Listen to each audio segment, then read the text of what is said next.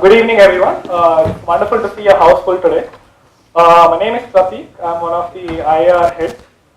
Today we're going to be having a talk on brains, minds, and machines. The human brain has 100 million neurons on brains or brain cells organized in discrete processing systems. Each neuron connects with hundreds of other neurons via thousands of connections on synapses. Yet, neurons do not connect indiscriminately. Synaptic connections between specific set of neurons create specific pathways and circuits that enable the brain's remarkable information processing capabilities and give rise to cognition. Such specificity arises during brain development and is sharpened by plasticity and learning. New technologies are transforming our understanding of brain circuits and brain processing and revealing the underlying principles is fundamental to understanding how biological intelligence might be created in machines. I'll just keep it on the floor. And speaker of the day is Professor Dr. Mriganka Sur. Dr. Mriganka Sur is Paul E. and Lilah Newton Professor of Neuroscience and Director of the Simons Center for Social Brain at MIT, which he founded after 15 years as the head of MIT Department of Brain and Cognitive Sciences. Dr. Sur studies the organization, development, and the plasticity of cerebral cortex of the brain using experimental and theoretical approaches. He has discovered fundamental principles by which networks of the cerebral cortex are wired during development and change dynamically during learning. His laboratory has identified gene networks underlying cortical plasticity and pioneered high-resolution imaging methods to study cells, synapses, and circuits of intact brain. Recently, his group has demonstrated novel mechanisms underlying disorders of the brain development and proposed innovative strategies for treating such disorders. Dr. Sur received B.Tech degree in electrical engineering from the Indian Institute of Technology, Kanpur, and the PhD degree in electrical engineering from Vanderbilt University, Nashville. He has received numerous awards and honors, including the Charles Judson Herrick Award of American Association of Anatomists, the A.P. Sloan Fellowship, the McKnight Development Award, the Hans Lucas Tudor Scholar Award, the Distinguished Alumnus Award of Indian Institute of Technology, Kanpur, the Sigma Chi Leader Lectureship, and the Foundation Day Medal of the National Brain Research Center, India. At MIT, he has received awards for outstanding teaching and been recognized with Sherman, Fairchild, and Newton chairs. He is an elected fellow of the Royal Society of the UK, the Institute of Medicine of the National Academics, the American Academy of Arts and Science, the American Association for Advancement of Science, the Neuroscience Research Program, the National Academy of Science, India, the Royal Academy, Sweden, and the Third World Academy of Sciences. I'd like to invite Professor Mriganka Sur. Everyone, please give a big round of applause to our speaker. Thank you.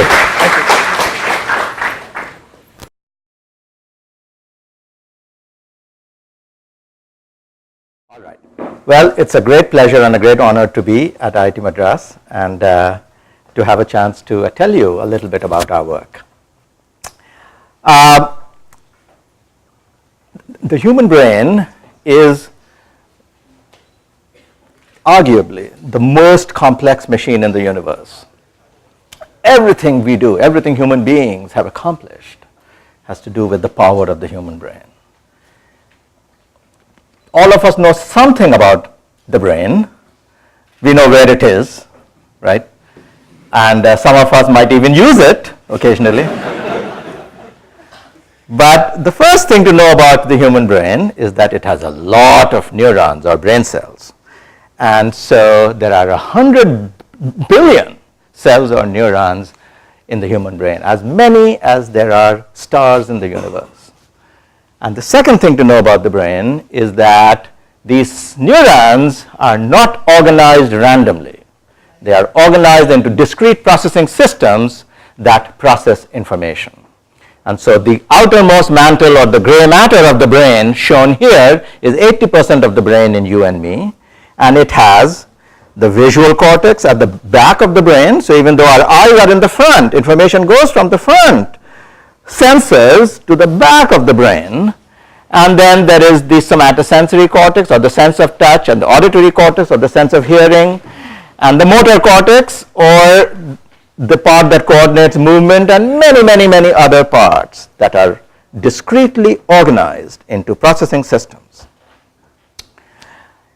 The brain, of course, has been compared to the most advanced machine of the age. It used to be compared to a clockwork, and to a clock, and it's been compared to an engine. It remains one of the metaphors of our time, that the brain is the engine of human activity. And of course, today we compare the brain to a computer.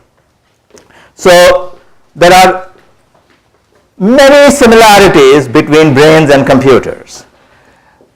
The essential computing element of the brain is a neuron. A single neuron looks like this.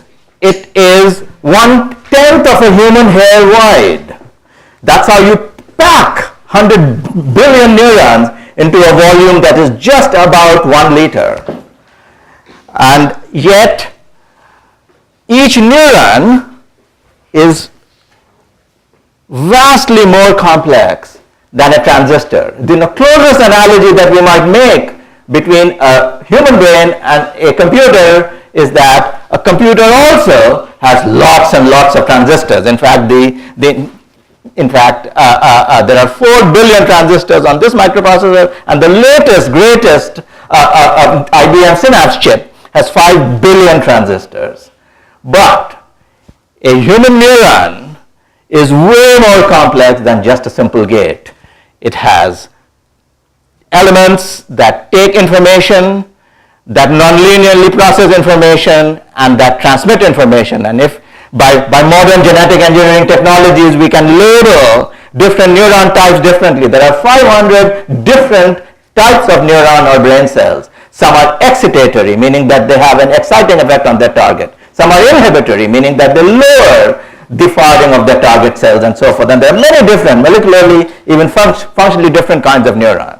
So a neuron is way more complicated than a transistor. And so that right away gives you a sense of how a brain can actually, in theory, both in number and hence in quantity, and in each element, and hence in quality, be very different from a computer. Nonetheless, computers do many things better than humans. A computer can multiply 2 10-digit numbers before you and I can even read out any of those numbers. So a computer, and certainly general purpose computers, have vast computational capabilities that we all know about. We know about Google searches, we know about Siri, we know about Watson, right? And so in specific areas, computers have beaten humans, including Big Blue beating Garry Kasparov at playing chess. But humans are much better at a few things, much better. And trying to understand why gives us a little window into what is it that we really call biological intelligence, and how one day we might approach it in a computer or in machines. What might these things be that humans are so much better at? Humans are very good at pattern recognition. Each of you must have a few hundred, if not a few thousand friends. And if you are on Facebook and nobody is unfriending you, then you have even more perhaps. So, and you recognize, hopefully most of them, when you look at them. And that's an astonishing feat. With very subtle differences, we recognize so many people. That's an astonishing feature of patterning. And you recognize them even when they're looking at you, or they're looking sideways, and even sometimes from the shape of the head if they have turned their head. And that's an amazing feat because we have so many features mapped into our brain of so many people. Pattern recognition remains a tremendously complex problem for computers. An element of human cognition is language, a fundamental element of human cognition. Language has 2 properties. Language has syntax, meaning a linguistic structure. Every sentence that we utter at any of the 4,000, 5,000 human languages, 4,800 human languages has a sentence structure with a noun, with a subject, a verb, and a predicate. There's an actor, there is an acted, and there is the action. And there is a tree structure. From this simple structure of human language, we can make infinite recursions. I came to IIT. I came to IIT on a warm day. I came to IIT on a warm day and spoke in an auditorium that had 100 people. So this kind of a iterative recursive structure is the fundamental element of human language, and it gives rise to, and this syntax gives rise to semantics or meaning. And the fundamental aspect of human cognition is that we derive meaning from the world, from language, from vision, from the pattern of light and shade that falls on our eyes, and from the pattern of sounds that comes into our ears. So deriving meaning from the world is of the essence when we speak about human cognition. And these things are very hard for computers. If I were to ask my friend, Professor Nagarajan, shall we go for a walk? And Professor Nagarajan says, it is raining outside. This is a tremendously complicated conversation for a computer to understand. Why would you program into a computer that walking is an activity that is sometimes done socially with two people? It is usually done outside, and rain is not a happy situation to be walking in when you are outside. Yet we do this kind of conversation all the time because we have common sense. We have grown up in this world with a brain that is a learning machine that has some structure, because that enables us to abstract the statistical structure of the world and represent it in our brain and use it in a manner that we call biological intelligence. And when we go beyond the learned examples, that we call creativity. And even the best machines, and one of our best artificial intelligence machines is your Google search engine. It is amazing what Google can do. Even if you misspell something, or you might, or that reminds me, Siri is yet another example of a focused artificial intelligence system. But you would never mistake a Google search engine or a Siri or even Big Blue to be a human being. Is because you cannot have such seamless conversations that have at their core common sense and a view of the world that we live in. So what is it that makes the human brain human? Okay? The human brain is made of neurons, and there are two ways in which a neuron or a brain cell differs from any other cell in our body. The first feature is that a brain cell has an excitable membrane. A brain cell has a lipid bilayer that keeps sodium out and potassium in. And when sodium rushes down its concentration gradient, we get the rising phase of a spike. And when potassium rushes out, we get the falling phase of a spike. All information in the brain is encoded in the action potentials or the digital nerve impulses that every brain cell makes. Nobel Prizes have been given for understanding why does an action potential happen. Hodgkin and Huxley discovered this in a series of classic papers in 1953. That is the first example to my mind of what we call today computational neuroscience.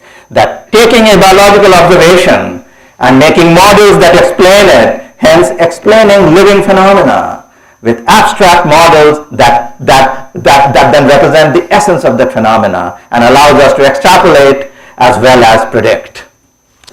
So other Nobel Prizes have been given for understanding what is it that makes a voltage-gated ion channel, because when the sodium rushes out, then when the sodium rushes in, then it creates a flux in voltage inside the neuron that opens other ion channels, and this mechanism of voltage gating is crucial to living cells such as brain cells. And Nobel Prizes have been given to various people for discovering the structure of channels that allows such ions to flow in and out along concentration gradients. The second way in which a neuron differs from any other cell in the body is that it integrates information, shoots these spikes down a wire, and then at the end of the wire, which is called an axon, there are thousands of specialized junctions called synapses, where the action potential and the neuron physically ends because there is a gap between the first neuron and the second neuron. And then there is chemical transmission that exudes a neurotransmitter from cell 1 which bonds to a receptor on cell 2, allows the second cell to be depolarized, and when enough synapses depolarize the second cell, then it fires an action potential and so forth. It is more complicated than it needs to be, but we carry within us the seeds of our evolution, and the synapse is the essence of brain complexity.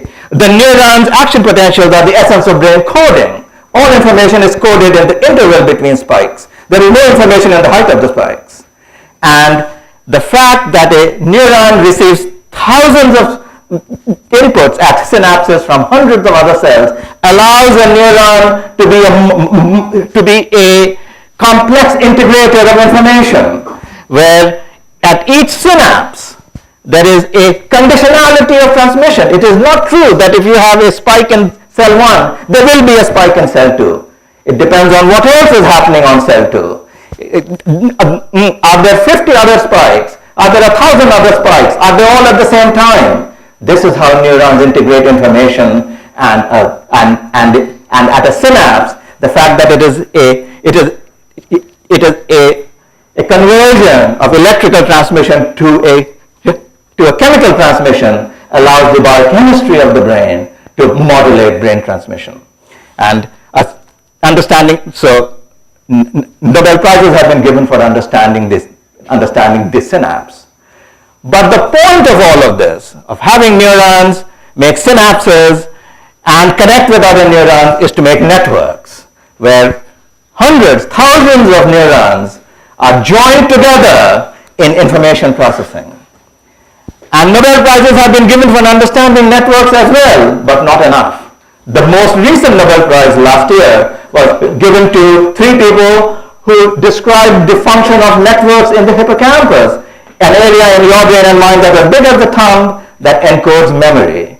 And they won a Nobel Prize for encoding memory of spaces and localization of humans or of people or organisms in space via coordinate systems.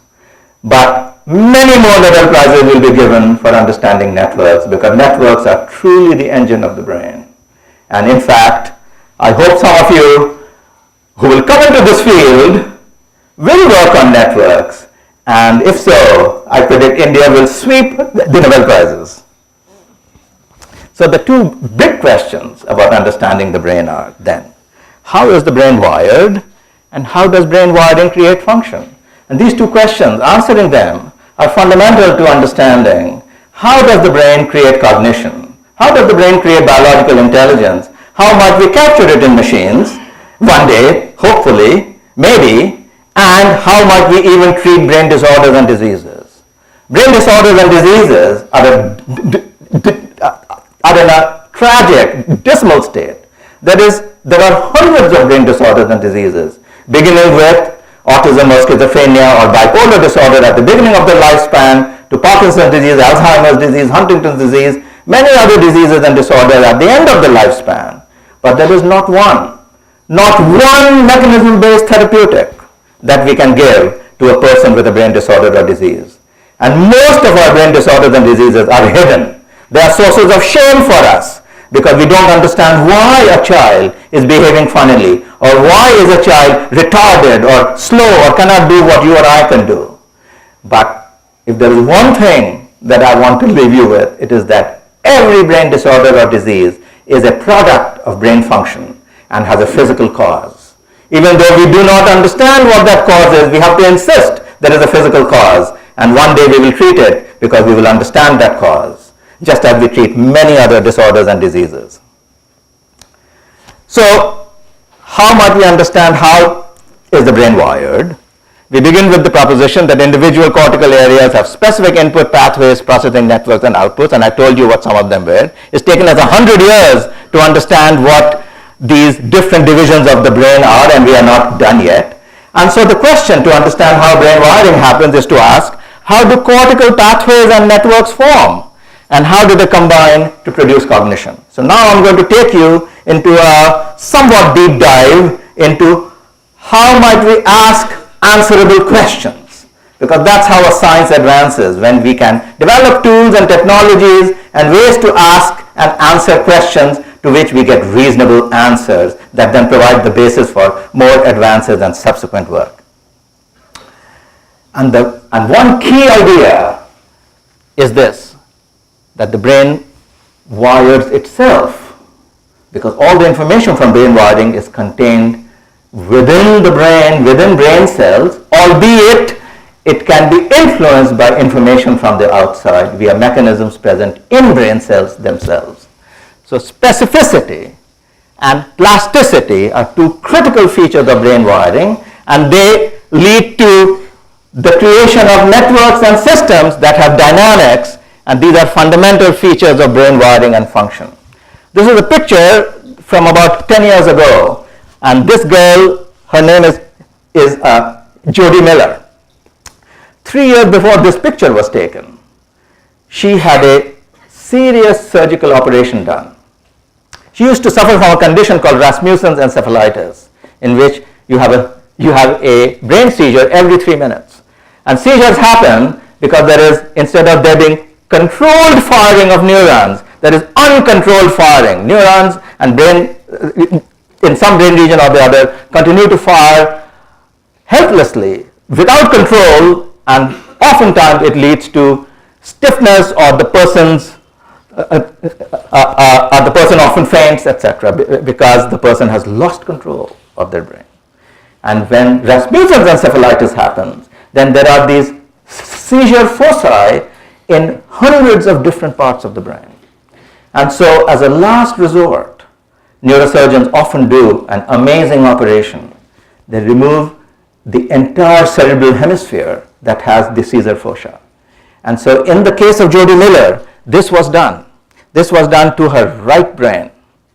Usually when Rasmussen's encephalitis happens in the left brain, a surgeon leaves it alone, and that's because the left brain has language. All the specialized features of language could not have evolved randomly, and they have evolved to make the human brain very special, and it almost always, the language areas are specialized modules that live in the left brain. So a neurosurgeon almost always leaves the left brain alone. But when the seizure foci are in the right brain, a neurosurgeon doesn't think twice. Nope, I shouldn't say that. I have many good friends who are neurosurgeons. Okay, so the surgery was done. My own son is a neurosurgeon. When the surgery was so this picture is taken 2 years after this surgery, and at one glance it tells the story of specificity and plasticity. You know that Jody Miller's right cerebral cortex is missing due to the left flexor rigidity. This is a telltale sign that there is an upper motor neuron that controls through my spinal cord the very fine movements of my hand on the other side of my body, because our brains are crossed. Okay, and so you know that this left flexor rigidity, this kind of posture like a claw, means that there is no control from my cortex to my left hand. But you know there is plasticity, because the left brain, which controls her right musculature, is functioning fine, and is functioning enough that the left brain controls not only the right leg but even the left leg through new connections that we know have formed in her spinal cord, such that these motor neurons are now projecting to these muscles through the spinal cord, and they control it enough that she can put out her arm, which is a tremendously complex control problem, and dunk her mom with this bucket of water. Okay, so you know there is both specificity and there is plasticity, and of course it is the dynamic restructuring. There is a tremendous amount of computation that the brain has to do if I were to stand like this versus if I were to stand on one leg versus if I do that. This is all tremendous. On the fly, the brain has to compute how to control the moments in the body. So this is all features of dynamics, and by the end of my talk, which I'm going very slowly on, I hope to leave you with some sense of how is it that the brain does these things. Plasticity is also prominent in the adult brain. These are 4 pictures, self-portraits by a German artist named Anton Rederscheidt. And Redescheidt was 60 when he had a stroke. So soon after the stroke, he looks in a mirror and he draws a self-portrait. And then 1 month later, he draws another one, and 1 month and 1 month. Redescheidt's self-portraits tell a remarkable story. A trained neurologist can take one look at this portrait and actually tell you where his stroke was.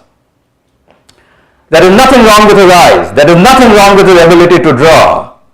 But there is something profoundly wrong with his ability to put together the various parts of an image into an integrated whole.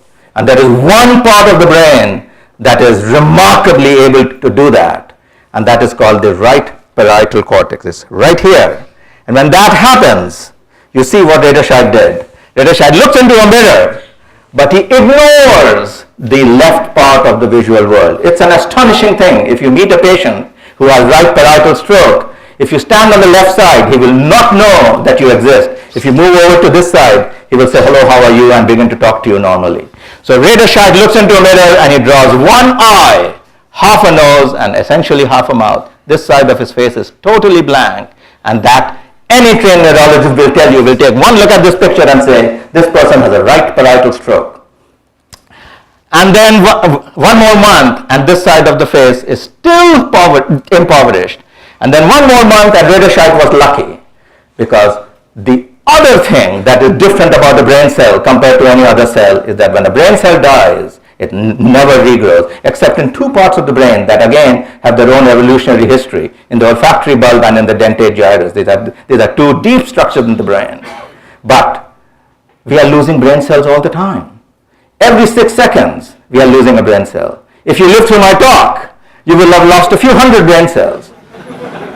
What saves the day, though, is that you hopefully have a lot of them, and so you don't miss them. But what is definitely true is what is certainly true for Redescheidt, that even though he had a stroke, and when you have a stroke, essentially brain cells are devoid of oxygen, because a artery bringing blood to the brain is either clogged with a blood clot or has hemorrhaged, and a brain cell only lives for 3 minutes without oxygen.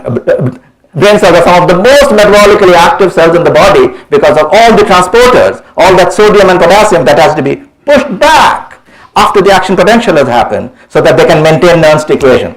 So Redescheidt has lost the right parietal region of his brain, but then other brain regions remain, and Redescheidt is lucky. These other brain regions have been able to take on, because the stroke is not too large, almost certainly, they have taken on the lost functions, and that is what plasticity is. And just in case you think Redescheidt is unique, we have plasticity all the time, not only because we are losing our cells and other cells are adapting. It's a very sophisticated plasticity, but also, if you remember anything from my talk, is because your brains have changed. There are sometimes subtle, there are sometimes not so subtle changes in brains, in the hippocampus, in the cerebral cortex that encode memories, and we understand that reasonably well now. And these are all hard structural as well as functional changes in the brain that underlie plasticity. So how does the brain use mechanisms of development and plasticity to wire itself? When we are made, right when we are about 1 millimeter old in our mother's uterus, the brain begins to form. And the brain forms by developing, by expressing genes which lay down gradients of transcription factors which interact with each other in a nonlinear way to make the various regions of the cerebral cortex, which then put out other molecules. So the story of molecular expression, at least in the beginning, and hence of gene expression. So and these genes make molecules which lay down pathways or connections from one part of the brain to another, and when these connections bring in information, then they enable circuits to form under the influence of both genes and the environment. There is no such thing as a gene that acts independent of an environment. The only point is that very early on, the environment is the stuff of other cells or the milieu of the embryo, whereas once brain cells have formed pathways, then the environment can be the outside world as well, which can be reflected in sensors, electrical activity, and hence in shaping brain networks. Okay, so networks are shaped till late through developmental critical periods and then into adulthood by mechanisms of plasticity. And the two together, pathways and networks, lead to dynamic activity that underlies cognition. So, yet another example of how quantitative ideas are crucial to understanding biology is an old paper by Alan Turing. Does anybody know who Alan Turing is? Good. So Turing, you might think, developed the Enigma machine or developed the Turing test or did other smart things. But he wrote a paper that was at least 50 years ahead of its time. And this was a paper in which he argued, he asked a simple question: why does a zebra have stripes? Now you might think, what the F does a zebra's stripes have to do with brain regions? And the answer is, in a very deep way, they do, because of Turing's idea. Turing said that these are solutions to two nonlinear differential equations that are coupled. And if you have two morphogens, one that has a gradient going from here to here, and another that has a gradient going from there to there, if they interact, the steady-state solution to this problem are focal regions. And so he did the calculation in one dimension, and he came up with the stripes that then in two dimensions are the zebra stripes. And we regard this still as the dominant model by which gradients of gene expression of transcription factors might interact in the primordial embryo in order to create different brain regions. But then, once these brain regions have been demarcated, then pathways have to form. And so how might we understand pathways? And here a little bit of developmental biology. My goal is to give you a flavor of many different big questions in our field of neuroscience so that you come away with what is it that defines the field, how might we answer these questions, a little bit of technology, and then a sense of what are the answers, and finally I hope you'll go away with why is this so exciting and why I should devote my life to this rather than make money in the financial world and move money from side to side. What the hell good is that? Okay. So how do pathways form? For that we need examples. And one of the best examples is the whisker system in a mouse. And so there is a long-range pathway that takes information from all of our skin. All of us have these pathways. This is just a good example to study. Information into the brain, and I'm now going to go a little bit fast. This information goes up to the somatosensory cortex. There are similar pathways in the visual system. So photoreceptors in the eye connect to ganglion cells whose axon project into the brain and into the visual cortex. There are pathways that go up, there are pathways that go down, there are pathways that go to the other side, and there are pathways that go from the sensory and motor areas down into the spinal cord, and I told you about some of them for Jody Miller. These are just some of the pathways that define our brain. If I were to draw every one of the thousands of pathways, it would be a big dark mess. How can the brain ever lay down these wires when it is developing?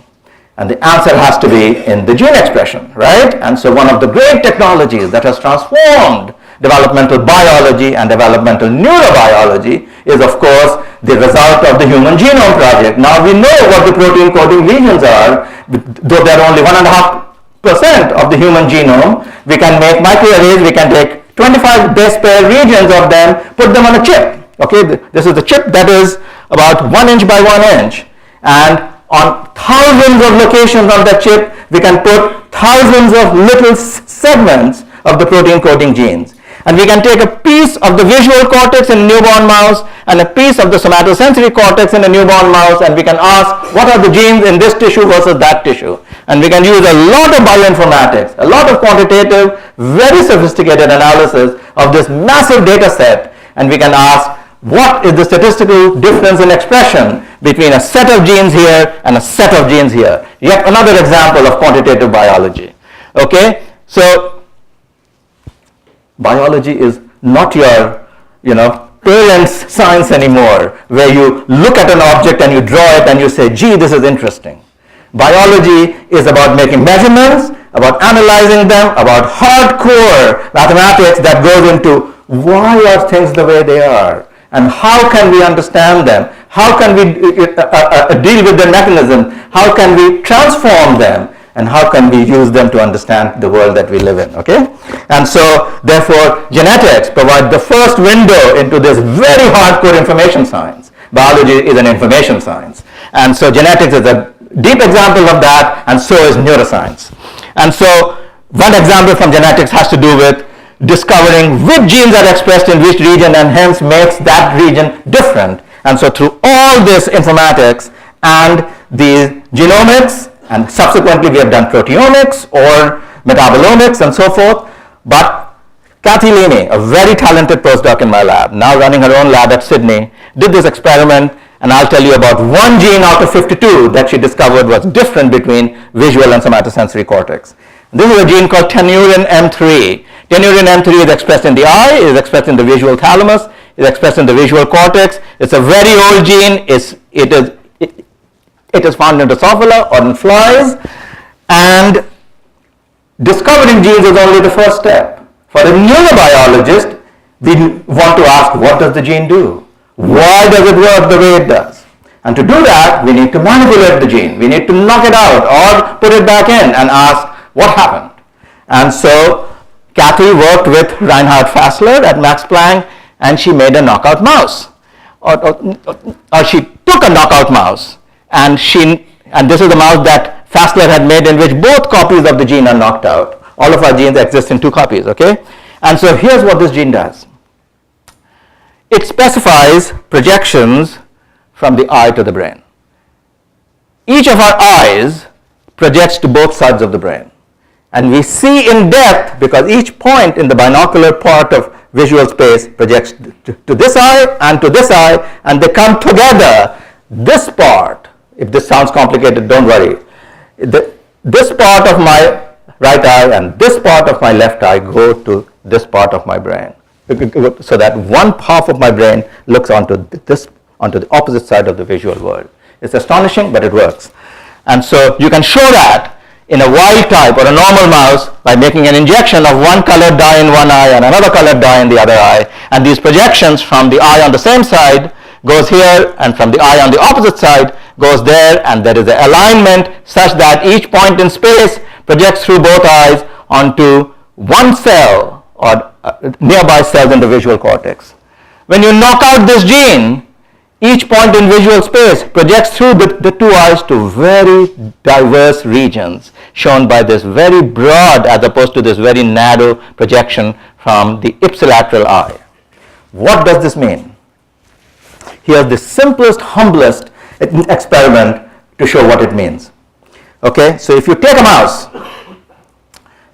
and you put it on this table, okay, and you let the mouse run around, here's what the mouse will do.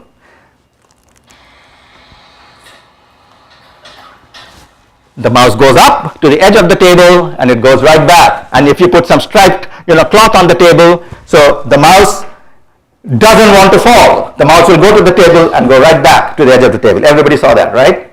Yes? No? Yes. All right, good. So in a control mouse, the mouse spends most of its time over the patterned area. And of course, what we have done is we have put a very clear plastic here and we have not told the mouse. So the mouse, we won't let the mouse fall, but the mouse doesn't know that. Okay, so this is what the normal mouse does. But now here is what a mouse in which this gene is knocked out and it has this mismatched projections. This is what this mouse does. This mouse does not hesitate. It walks right across. Did everybody see that? Okay. This mouse spends half its time on this side and half its time on this side. This mouse cannot see. Okay?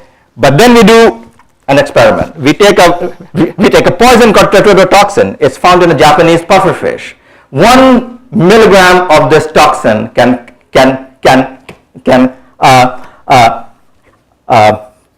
poison a grown man. And how do we do that? Is because it shuts down the sodium channels that make action potentials happen. So we are paralyzed.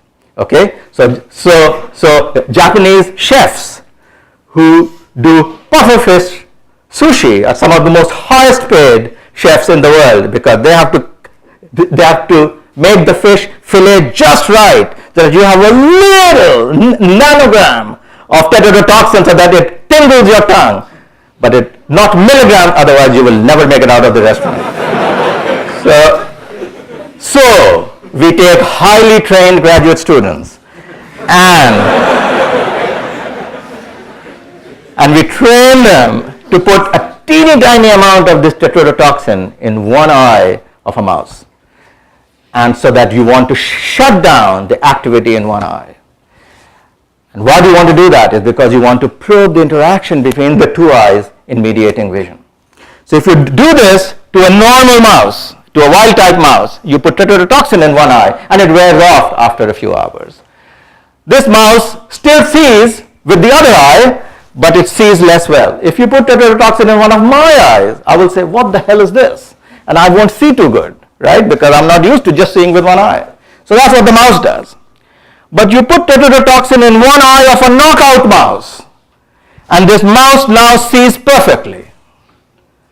And this is an amazing demonstration of something very deep and profound, that pathways bring information, but you need networks to process them, and function derives from processing by brain circuits. So even though normally pathways are processed in this way, matched inputs, even though there are mismatched inputs that inhibit each other, if you shut one input down, the other input then allows vision to occur.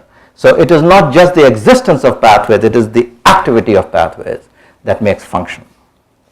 Okay, how might we illustrate how cortical networks therefore create vision? And one of the key properties of vision is a property called orientation selectivity. We see the way we do because when we look around, we see edges in the world. And these edges, and all shapes are bounded by edges. And we see edges because there are cells in our brain that are sensitive to orientations of light, a light and dark edge. It seems like the humblest of properties, but it is a very profound property for which two scientists, David Huber and Torsten Wiesel, were given the Nobel Prize 34 years ago. And why were they given the Nobel Prize? It was the first demonstration that our cognition, vision, is anchored by physiological properties of neurons in our head. Therefore, vision is not magical. It is a direct property of how our brains abstract information from the world and create the elements of vision. Okay, so from the pixels that hit the eye, cells in our visual cortex, in this case in the visual cortex of a monkey, but then one of my students, Anna Rowe, many years ago, did this experiment in a ferret where she showed that here are two neurons, and she put a wire in the brain and recorded the activity of brain cells, and she could show that here is a cell that responds to light moving up and to the right, and here's a cell that responds to light, a light and dark bar moving up and to the left. And so they are orientation selective neurons.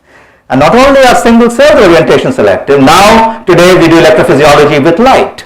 So we can express genetically encoded indicators of calcium. So when a cell fires an action potential, it also lets in calcium through voltage gated calcium channels. And if you put in a marker, if you put in a sensor of calcium, you can change the fluorescence of that sensor due to the calcium, and you can image that at very high speed in a very sophisticated way using lasers and a technology called two-photon imaging.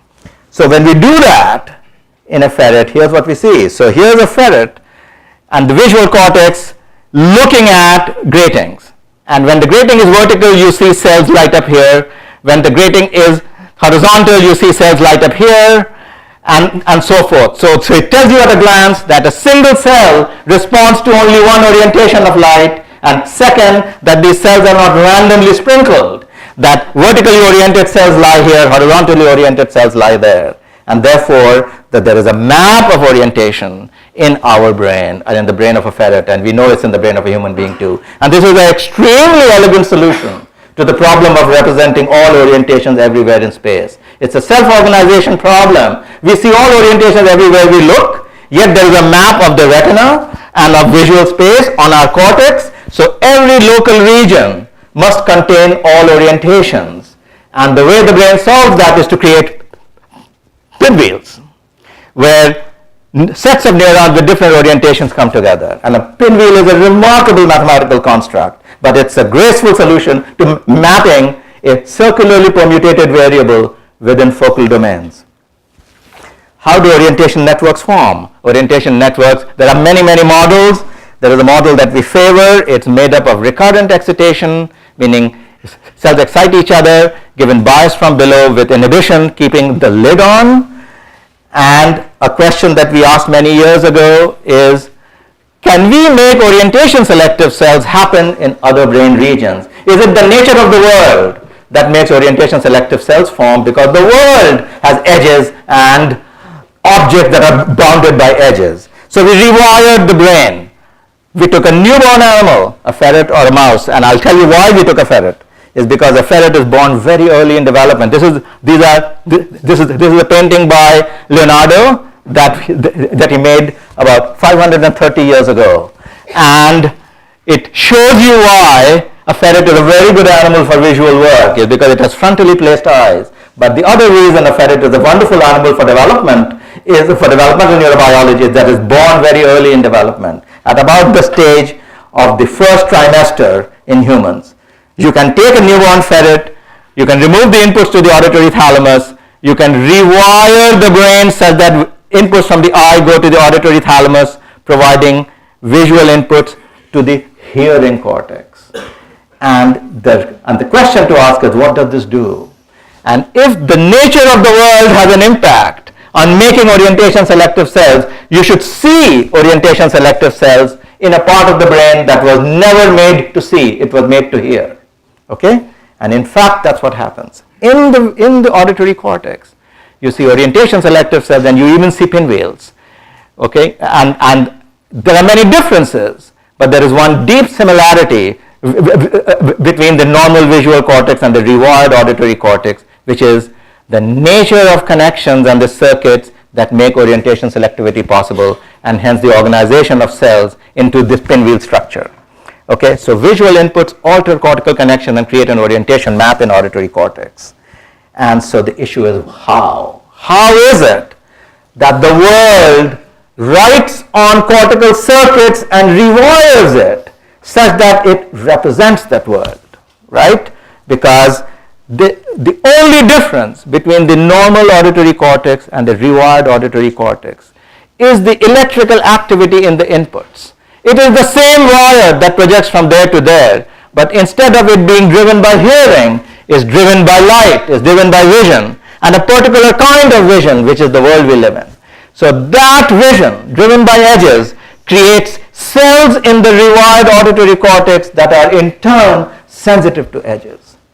So electrical activity changes synapses on a range of time scales. There are activity dependent genes and proteins, and hence electrical activity changes the weight and the function of synapses. I'm not going to go into it. There are many, many mechanisms. So just as genes and molecules are required for wiring, you need genes to make plasticity, and that plasticity alters the brain. And so here are 2-photon images of this neuron when taken in a mouse when the mouse was alive. And I'm just showing you the top 400 microns. Each of these bumps is a synapse. And what you see, and I've just speeded this movie up about 50 times. And what you see is each of these synapses is not still, it is wiggling. I must have seen 50,000 synapses from all of what my students have done. Every one of them wiggles when you look at it in real time, or when you speed it up. I guarantee you there are synapses in your brain that are wiggling at this very moment. Why do they wiggle? It's because they are constantly being changed by synaptic drive. And when a synapse is very active, then it's stable. When it's less active, it begins to twitch more and is lost. So that is how electrical activity is one way by which plasticity works. So far I've told you pathways to and from cortical area that are associated with specific molecules. Cortical networks and circuits are shaped by electrical activity and mechanisms of plasticity. But I have a second part of my talk, and I don't know how much time I have. Do I have about 10 minutes? Okay, all right. But pathways and networks are the substrate for cognition. How does cognition really happen? For that, we need to understand dynamics. We need to understand how cortical circuits mediate information processing, dynamics, and cognition. And now I'm going to take you in 10 minutes into a deep dive into how modern neuroscience is really done when we begin to ask questions about circuits and physiology. Okay? Okay, so elementary cortical circuits are made of excitatory and inhibitory neurons. I think I've told you a little bit about them. There are two kinds of inhibitory neurons, and they're essentially one kind of excitatory neuron. And the excitatory neurons look like pyramidal neurons, but these two inhibitory classes, one of them targets the soma or the cell body, the other of them targets the dendrites, and this is called somatostatin expressing, this is called parvalbumin expressing, PV and somatostatin. How might we answer what circuits they form as a prelude to asking how might they mediate dynamics and cognition? Modern molecular biology and modern neuroscience are two sides of the same coin. I've given you a little flavor of that. Here's another flavor. We can express the genes that make our eyes responsive to light. People have identified their gene for rhodopsin. There are other simpler systems in which there is channel rhodopsin, in which light opens sodium channels, and we can clone that gene, we can package it into viruses, we can put the gene through Cre driver lines of mice into specific cell types. And why do we want to do that? Is because we want to manipulate in the adult mouse one cell type or another, or even a single cell, and ask what effect does that have on the target cell. Okay, so to make a long story very short, we can put this light activated ion channel into a PV neuron or into a somatostatin neuron, and that allows us to do the following experiment. We can image the visual cortex, and there are about 100 neurons here, and that's about 10 microns. Okay, and so that's the width of a human hair. So we are looking at a piece of brain in a mouse that's about 30 human hairs by 30 human hairs. Okay, and it's one plane of the cortex, and there's about 100 neurons. And what you're looking at here, we have done a laser scanning of these neurons that are expressing this calcium activated sensor, and you're looking at the action potentials of these neurons. I have slowed it down 10 times. So these neurons are firing, and they are firing to this visual stimulus which the animal is looking at. Okay? And then on top of that, in every alternate trial, my students, Nathan Wilson and Carolyn Runyon, are firing a second laser at one cell that is expressing this light activated channel through into the brain. Okay? And why do they do that? It's because they want to know, over and beyond this visual stimulus, adding inhibition, what does that do? What does that do to the responses? And if you were a computer, you can take one look at these 4 cells, and you can see that when you increase inhibition in one cell type by making its light activated ion channel fire action potentials, there is more inhibition on 2 of these cells but not on the other 2. Okay, but you don't have to do this. I'll do it for you. And here's what you find, is that when you activate parvalbumin neurons, you implement a form of inhibition called divisive inhibition. And when you activate somatostatin neurons, you implement subtractive inhibition. And you can see that the more the baseline response of a cell to one oriented grating or bar, the more is the reduction of that response when you activate a single parvalbumin cell. And remember, a single cell is 1/10 of the width of a human hair, but we can isolate it, we can identify it, we can activate it, we can examine its effect. And for a somatostatin cell, the reduction by activating a somatostatin cell on the pyramidal neuron is uniform, is independent of how much the cell fires, and that's what we call subtractive inhibition. We can measure this in many different ways, but the idea is that one cell type alters response gain, another cell type alters response tuning.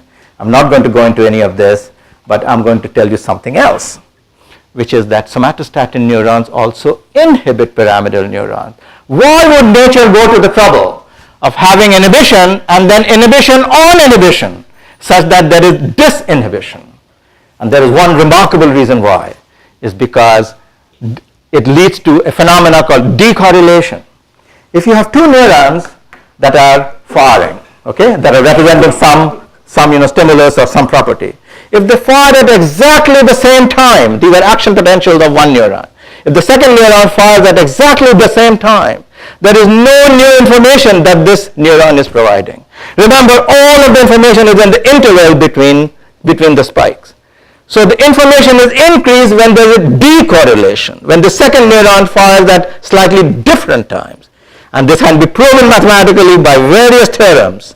And we can prove it that in the brain, there is a mechanism that leads to decorrelation, and that mechanism involves inhibition of inhibition, because if you have these two neurons firing at the same time, if you simply suppress one neuron, you also get decorrelation, but you get a reduction in firing. If you have disinhibition, you get a decorrelation with no reduction in firing. So top-down inputs, and this happens by a mechanism that underlies attention. There is a mechanism of acetylcholine release in the visual cortex that when you wake up or that when you attend to something, so those of you who have been reflecting deeply and now have suddenly woken up, I guarantee you there's acetylcholine that is flooding your visual cortex. And what that has done is it has decorrelated your neuron such that you are at least halfway able to understand what I'm saying. Okay. So top-down inputs to inhibitory dissimilar circuits are crucial for rate-independent decorrelation. Okay. And in the final, a few minutes, let me tell you something now that is really at the leading edge of asking. So far I've been telling you about vision and about processing of vision, and now I'm going to tell you about internal states. Consciousness. Where does consciousness come from? It's an internal state. I don't have an answer to that question, but we do have an answer to some subsets that I believe are going to shape the field for a long time.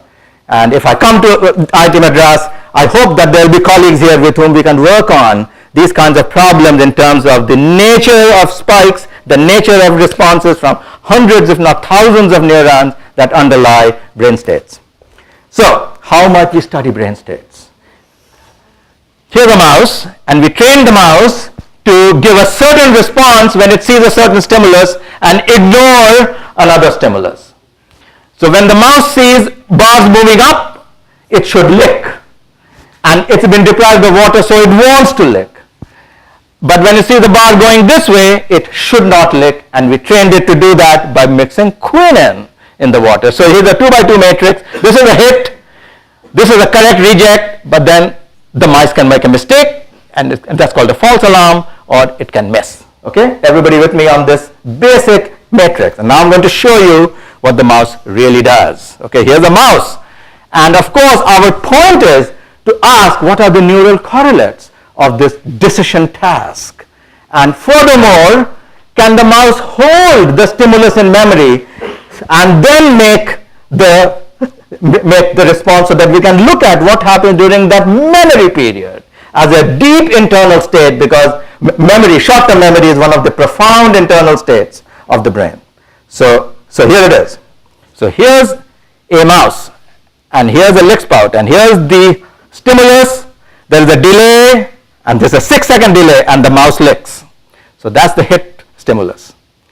Now this is a no-lick stimulus. Delay, the lick spout comes forward, and the mouse does not lick. I hope you saw that. Okay, another non-target stimulus. Here the delay, then here's the lick spout, the mouse does not lick. And now there will be a target stimulus. Here's a target stimulus. And the lick spout comes forward after a delay. This is a long delay for a mouse, okay, and it licks. Okay. At the same time, we are imaging in this awake behaving mouse through over thousands of neurons using the next generation 2-photon imaging system, okay. And here we have genetically expressed this calcium sensor. And so what you are seeing is the activity in brain regions during this stimulus, and during the response, and during the delay and the response. We get gigabytes of data out of these experiments. And we are recording from the visual cortex when information comes in. We have a hypothesis that the delay will be represented in a higher level area called the parietal cortex, the same area where integration takes place in Anton Rederscheid, but in a mouse is an area that integrates different kinds of conditionalities in order to create a response. And then there is a motor area that should respond when the animal licks. Okay, that's the hypothesis behind these three areas. and we can image thousands of neurons now. No longer do we put a wire and record one neuron at a time. We blast the brain, and we can image over large regions of the brain, thousands of neurons, each spike that is now a calcium signal. So a great challenge for our field is to deconvolve these signals and get electrical spikes out, because these are fat spikes. But you can see here through the depths of the cortex, different cells flashing, and each of these cells is a little dot there. Okay, I'll just bring it together very quickly now. Here's one kind of data. We show the animal a lick stimulus, and we bring the lick spout forward, and the animal, of course, is supposed to lick. But in other trials, we do not bring the lick spout forward, and we tell the mouse with a tone, this lick spout will not come forward. So the stimulus has no meaning for the mouse. The mouse is not going to get rewarded. It might as well ignore it. This is what you do when you're staring in space, when your teacher is yakking away.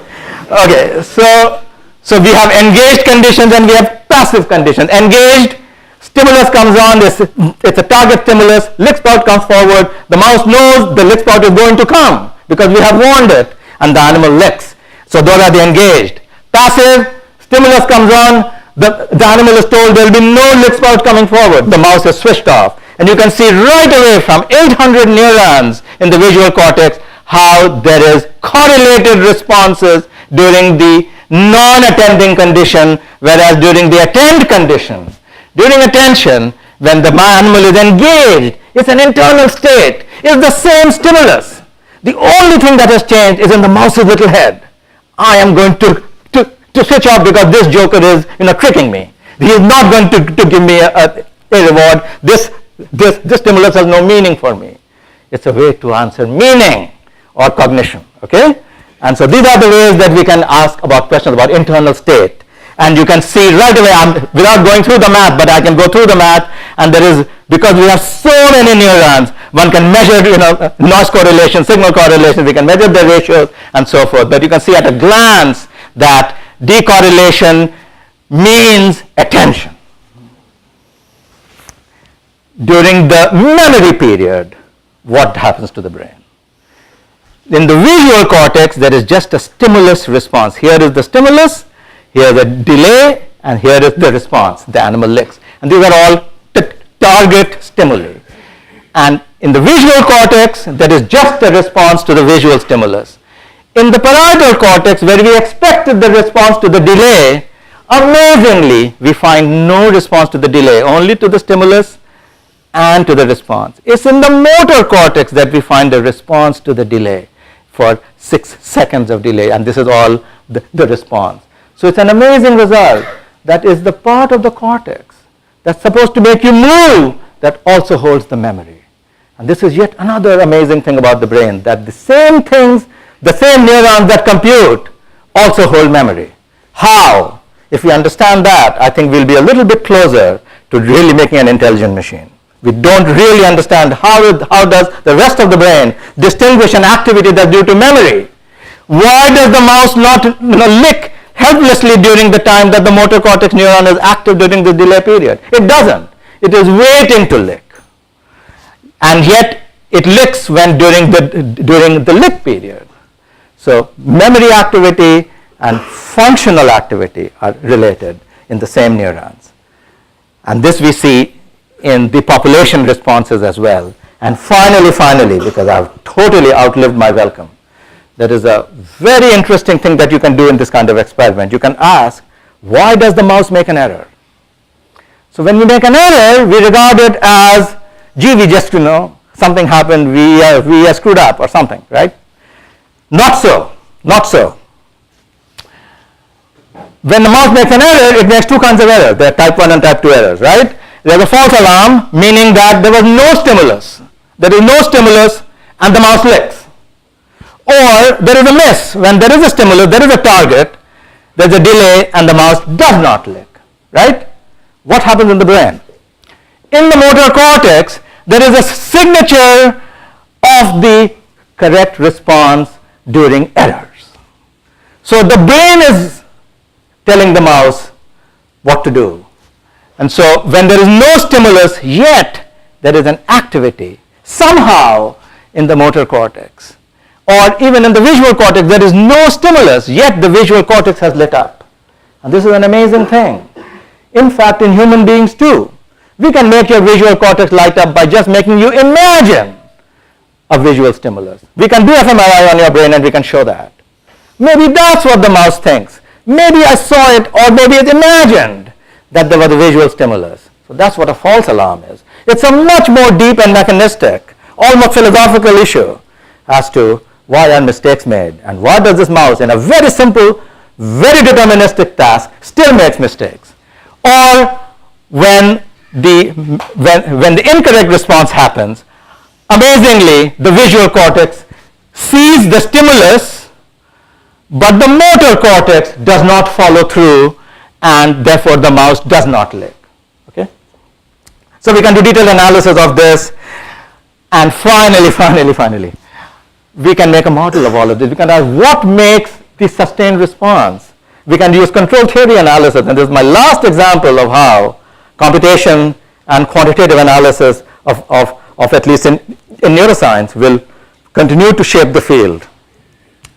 We can build models of why there is activity, and in contrast to a sequential activity model of neurons, what we believe is happening is what we call an attractor. This is a particular control theory term that means that there is a stable state of a vastly interconnected network that functions with some inhibition that is non-specific but keeps these neurons firing because they are excitatorily coupled to each other. And you can see intuitively why that would lead to steady state activity. Okay. So then in summary, the functional logic of cortical circuits is the specific circuits and their dynamics underlie arithmetic operations. I've told you about subtraction and division. Population representations, I've told you about decorrelation. And internal states, I've told you about steady state activity. And what does all this mean for how we might abstract the essence of biological intelligence? Well, there was a philosopher at MIT, his name was Hubert Dreyfus, and he wrote a book in 1982 when artificial intelligence was just being formulated by various people, including Marvin Minsky and others at MIT, who claimed computers will one day do everything that human brains can do and much better. And maybe they're right. But Dreyfus said, well, there's one reason why they wouldn't. And he wrote a book called What Computers Can't Do. And then 10 years later, in 1992, he wrote, it's the same book but with a new introduction, which he called What Computers Still Can't Do. So that's one way to get two publications from the same material. I'm not recommending it, but it's possible. Okay. And Dreyfus's main point was that unless computers live in the real world and get common sense from world knowledge, we will never mistake them for humans. And maybe Dreyfus is right, but I think that the jury is still out, because there is one way in which the outside world does influence our brains all the time. I mean, there are over different time points. In evolutionary time, by the genes of specificity, during developmental time through the mechanisms of plasticity, and then in ongoing time by mechanisms of dynamics. So the outside world is influencing our brains all the time over different time frames.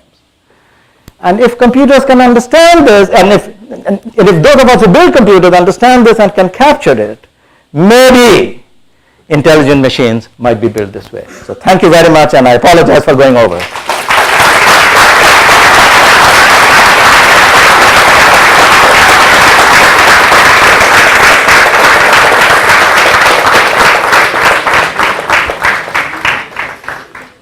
I spoke mainly about work in my lab, and these are various people currently in the lab on the left, and other people who have left, and we have important collaborations. We have many grants, but importantly, the Brain Initiative grants of the US government have begun to transform neuroscience, and we are lucky to have them. I think we have run out of time, but if there are any questions, few questions I guess if there are others. So, yeah. Srinivas. Actually, I'm going to ask a student. Are you a student? Good. Was given from external world to the rat. Mouse. To the mouse. When we discipline ourselves, is it that the neurons of our brain themselves making the connections? Indeed, I think that internal states have their origin within the brain. You know, our imagination, our creativity, even our fantasies have internal, they have some external origins at some point, but then they're encoded as memories and we can activate them internally in ways that we don't fully understand. But mechanisms of reactivating memory are being studied in very clever ways. So that's, I think, what you're asking. Is there a master neuron or something that coordinates, or Yeah, that's a very good question. I don't think so.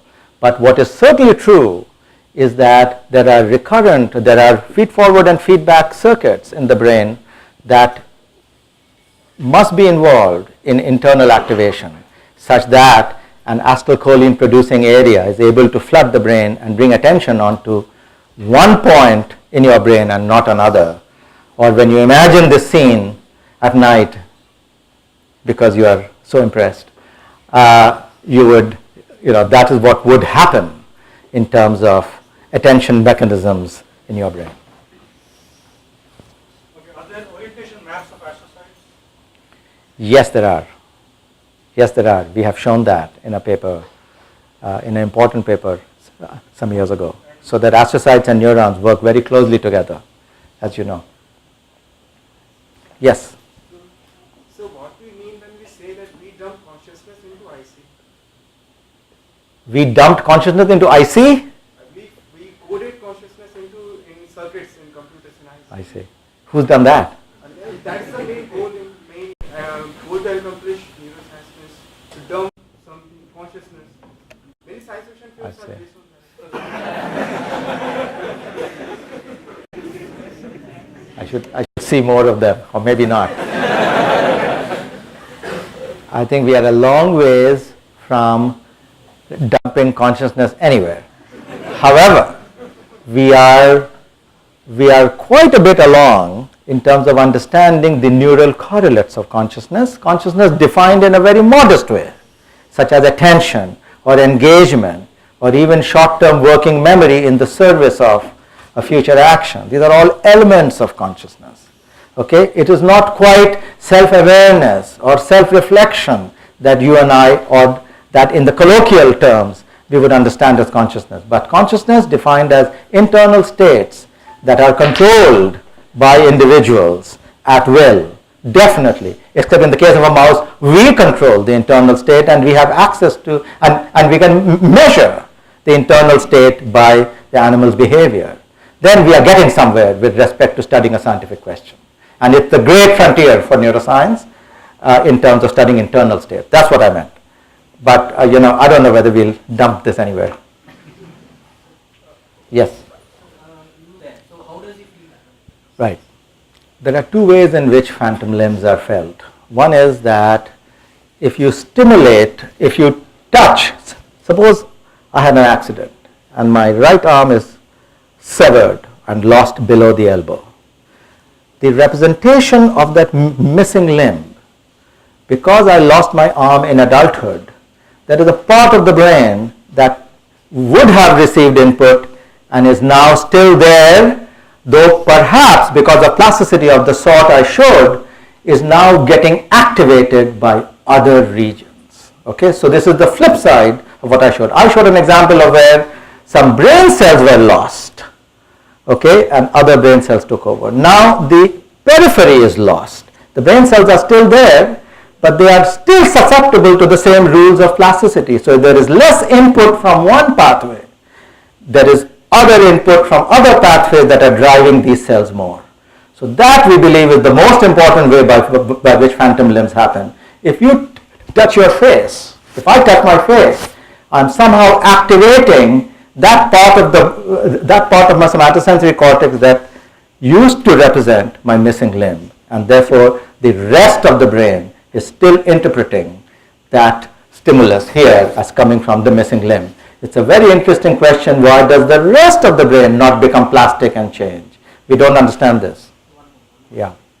What are the units of storage? Well, I just showed an example of short-term memory storage in the activity, in the sustained activity of neurons. Neurons are firing throughout 6 seconds of delay between a stimulus and a response.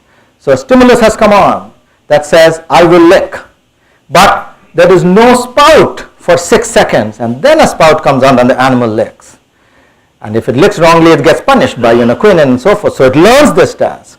So this memory, I should lick, is being held in motor cortex. And in fact, that's how we believe that the brain works, that as soon as the decision is made, then the activity pertaining to that decision goes as close as possible to the execution. That is why, while I described why motor cortex and not parietal cortex holds the memory, is because there are certain rules that we are now beginning to understand. Memory doesn't sit arbitrarily somewhere. It sits where it is necessary for execution. Long-term memory is made in a different part of the brain called the hippocampus. And then it's stored in the cortex because the hippocampus is just a memory generator. And where it's stored depends on the sensory area and the nature of the memory. And that is a very open question right now in the field. Is it possible to create orientation sensitivity in culture neuron? In theory, it is. If you can capture, if you have enough of a grid of electrical stimulation that can be given to cultured neurons and you activate them in the right way, in theory you can map the abstract idea onto neurons in culture. It's not been done though. I don't know the answer to that. I don't think so. I do worry a little bit that sometimes, I'm not saying anything for you, but many questions I get are highly anthropomorphic. At the heart of it is the thing, how can we make ourselves smarter or dumber? And I don't know the answer to that, but I hasten to add there are many different kinds of smarts, and that has to do with the modularity of the brain. Okay, so when you say a smart mouse, I'm not quite sure whether you mean a mouse that is smart in terms of visual motor coordination and hence can play basketball wonderfully, or can do math computations in terms of abstract analogies or algebraic manipulations and hence can get into IIT Madras, or be very good at social cognition, which is also a very profound kind of smarts in human beings. So there are different intelligences. I just wanted to put that out there. Yes. Yes, absolutely. So I'm not covering the full ground of intelligences. In fact, language is amazing, and being able to use words and describe the human condition, frankly. That is the stuff of novels, or to use metaphors, that is the stuff of poetry, and there is tremendous amount of intelligence required for that. Beyond experience. Absolutely. There was another. What's the state of knowledge in that area? People I know have been doing human functional magnetic resonance imaging studies of different kinds of brain functions. I don't know whether, at least I am not aware of any major advances that shed light on why some people have this ability and others don't. I don't think we have that level of understanding for any kind of human ability, frankly speaking. There was one question back there, yes. Can you explain the electromagnetic force of the central nervous system, EMF force, that leads to the extrasensory perception? Yeah, I am not sure that I know any of the words that you used, EMF or extrasensory perception. I'm a materialist. I believe in the idea that brain activity underlies brain function. Yeah. My question is about mirror neurons. Mm-hmm. Some people believe that important behaviors and important things that make us truly uniquely human, like empathy, social connectedness, and civilization, art, aesthetics, and other such things are developed because of the evolution of mirror neurons. Yet these mirror neurons are found in lower animals such as monkeys. So what do you think? I don't think there is any evidence there is certainly evidence that mirror neurons exist. Yes. There is no evidence, zero evidence that mirror neurons underlie all of the functions that you mentioned. There's a lot of speculation. You need to do a loss of function analysis like you would do in a mouse. You need to knock out the mirror neurons and you want to know what can the mouse not do or what can the monkey not do. That's not been done yet. So therefore, I'm in general very skeptical about ascribing lots of functions to a single cell or a single cell type, because I do believe that the brain is vastly interconnected and such highly integrative functions such as social cognition or empathy or theory of mind have at their root many different pathways, inputs, and hence the integrative capacities of the brain. In fact, it is a very great project to build very sophisticated, hard-nosed models of what is necessary for high-level cognition in terms of a network analysis and what nodes are crucial, what nodes are not, and how might small world and large world connectivity interact in order to mediate emergent cognition. Yeah. Yes. Okay, last question. I'm being removed physically. Right. Sir, I wanted to know what are your views on the connection between two brains, or the bioentanglement, if I'm not using the wrong terminology. But yeah, there are projects which are studying the connectivity between two different brains of the same species, or probably even the two kids coming from the same animal. So what is actually going on in that field? Okay, I'm going to enlarge your question very briefly and say, so I direct a center for the social brain and understanding some of the most deeply human aspects of the human brain. And in fact, social cognition or understanding other people and how that is embodied in our brain is a very interesting problem in neuroscience. And in fact, there are specific brain regions. The brain is highly modular. Just as there are areas for vision, there are areas for language, there are areas that involve emotions, that involve memory, that involve vision or touch, because these are all elements of social cognition that make social cognition possible and that enable us to deal or to interact with other people. The other part of your question, why two brains think alike, I have no clue. If that's what you asked, or how they might be synchronized, I don't have any idea. I don't have any idea if they are or why they are. But we are beginning to have some idea of how you and I might understand each other or why we even care. Okay, thank you.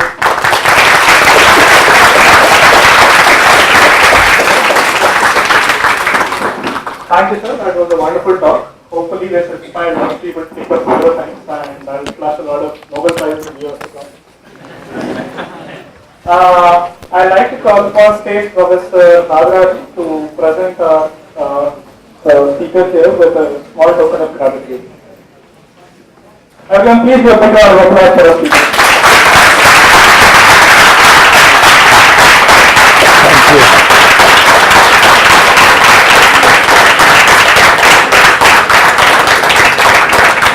Thank you. Thank you.